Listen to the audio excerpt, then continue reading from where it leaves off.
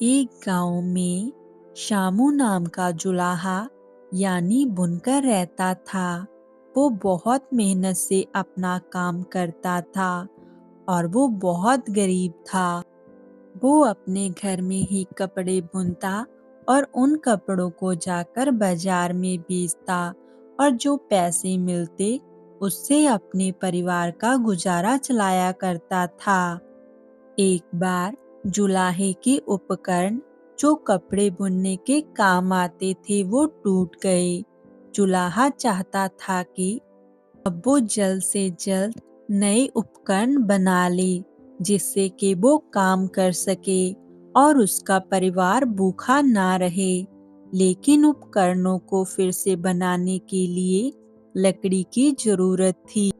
चूल्हा लकड़ी काटने के लिए कुल्हाड़ी लेकर समुंदर के पास वाले जंगल की ओर चल पड़ा। बहुत ढूंढने पर भी उसे अच्छी लकड़ी नहीं मिली। तब उसने समुद्र के किनारे पर पहुंचकर एक वृक्ष देखा। उस पेड़ की लकड़ी उचित थी। शामू जुलाहे ने सोचा कि इस पेड़ की लकड़ी से उसके सारे उपकरण बहुत ही अच्छे से बन जाएंगे। लेकिन जैसे ही शामू ने उस पेड़ के तने में कुल्हाड़ी मारने के लिए अपना हाथ बढ़ाया तो उस पेड़ से देव प्रकट हुए और उन्होंने जुलाहे से कहा कि मैं इस वृक्ष में वास करता हूँ और यहाँ बड़े ही आनंद से रहता हूँ और ये पेड़ ही मेरा घर है। तुम इस पेड़ को मत काटो। जुलाहे ने कहा, मैं बहुत ही गरीब और लाचार हूँ क्योंकि इस पेड़ की लकड़ी के बिना मेरे उपकरण नहीं बनेंगे और अगर मेरे उपकरण नहीं बने तो मैं कपड़ा नहीं बुन पाऊंगा और मेरा परिवार भूखा मर जाएगा। आप किसी और वृक्ष में आश्रय ले लें। मुझे मजबूरन ये वृक्ष काटना ही पड़ेगा। देव ने कहा, शामू, मैं तुम्हारे जवाब से प्रसन्न हूँ, इसलिए अगर तुम इस पेड़ को ना काटो तो मैं तुम्हें एक वरदान दूंगा। तुम मांगो जो तुम्हें चाहिए। शामू सोच में पड़ गया और बोला, मैं अभी घर जाकर अपनी पत्नी और मित्र से सलाह कर आता हूँ कि मुझे क्या मांगना चाहिए। देव ने कहा, तुम जाओ, मैं तब तक तुम्हारी प्रतीक्षा करता हूँ। गांव में पहुंचने पर शामू की भेंट अपने एक मित्र नाई से हो गई। उसने दोस्त को सारा किस्सा सुनाया और पूछा, मित्र, मैं तुमसे सलाह लेने ही आया हूँ कि मुझे क्या वरदान में मांगना चाहिए। नाई ने कहा कि क्यों ना तुम देव से एक पूरा राज्य ही मांग लो। तुम वहाँ के राजा बन जाना और मैं तुम्हारा मंत्री बन जाऊंगा। जीवन में सुख ही सुख होगा।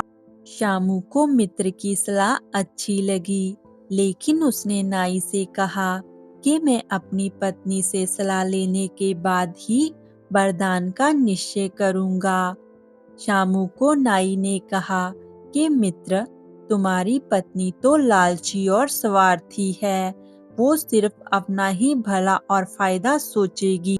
शामू ने कहा, मित्र, जो भी है वो और जैसी भी है, आखिर वो मेरी पत्नी है तो उसकी सलाह लेनी भी जरूरी है।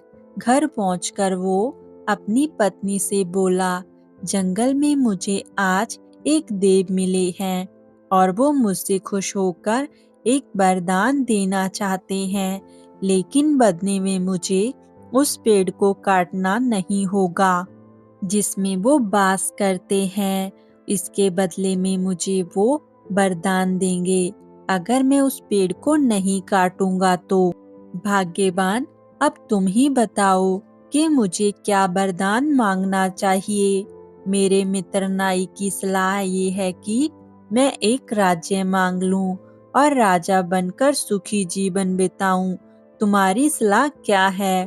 तुम मुझे बताओ। पत्नी ने उत्तर दिया, राज्य शासन का काम इतना भी आसान नहीं है। राजा की अनेकों जिम्मेदारियां होती हैं। पूरे राज्य और जनता की भी सोचनी पड़ती है। इसमें सुख कम और कष्ट ज्यादा होता है। शामू को अपनी पत्नी की बात जम गई और वो बोला, बात तो बिल्कुल सही है। राजा राम को भी राज्य प्राप्ति के बाद कोई सुख नहीं मिला था, तो हमें कैसे मिल सकता है। किंतु राज्य की जगह पर मैं वरदान में क्या मांगूं? शामू की पत्नी ने कहा, तुम सोचो कि तुम अकेले 2 हाथों से कितना कपड़ा बुनते हो, उससे गुजर बसर हो जाता है। पर यदि तुम्हारे एक सिर की जगह 2 सिर हों और 2 हाथों की जगह 4 हाथ हों, तो तुम दुगना कपड़ा बुन पाओगे, और वो भी तेजी से। इससे ज्यादा काम कर पाओगे और ज्यादा कमा भी पाओगे, जिससे पैसा ज्यादा आएगा और हमारी गरीबी दूर हो जाएगी। शामू को पत्नी की बात इतनी सही लगी कि वो वृक्ष के पास जाकर देव को बोला, मैंने सोच लिया है, आप मुझे ये वर दे दो कि मेरे 2 सिर और 4 हाथ हो जाएं। शामू की बात सुन देव ने उसे उसका मनचाहा वर दे दिया और उसके अब 2 सिर और 4 हाथ हो गए। वो खुश होकर गांव की ओर चल पड़ा। लेकिन इस बदली हुई हालत में जब वह गांव में आया, तो लोग उसे देखकर डर गए और लोगों ने उसे राक्षस समझ लिया। सभी लोग राक्षस राक्षस कहकर उसे मारने दौड़ पड़े और लोगों ने उसे इतने पत्थर मारे कि वो मर गया। जब शामू की पत्नी को इस बात का पता चला, तो वो बहुत रोई और अपनी करनी पर पछताने लगी। इस कहानी से हमें ये सीख मिलती है कि यदि मित्र समझदार हो और उसकी सलाह सही लगे, तो उसे मानो। अपनी बुद्धि से काम लो और सोच समझकर ही कोई निर्णय लो। बेवकूफ की सलाह और उस पे अमल आपको हानि ही पहुंचाएगी।